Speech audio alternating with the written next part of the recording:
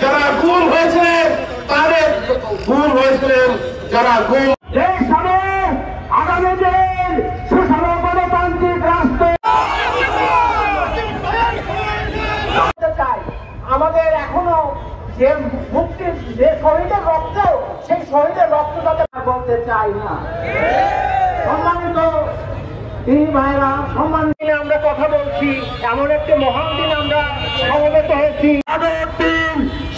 আসনের এমপি পদপ্রার্থী প্রফেসর সাইদুর রহমান মাথা চালা না দেয় সেজন্য সচেতন থাকতে হবে এবং সবাই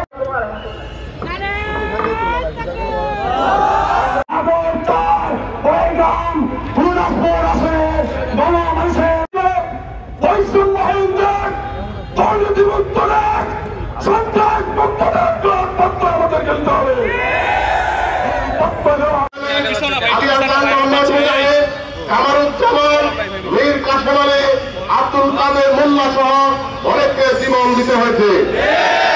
এই স্বাধীনতা অর্জনের জন্য আমাদেরকে রক্ত দিয়ে এই অর্জিত স্বাধীনতাকে আমরা ব্যর্থ হতে দেব না। আগে আমরা আজকে এই সমাবেশে এই গণ অভ্যুত্থান দিবসে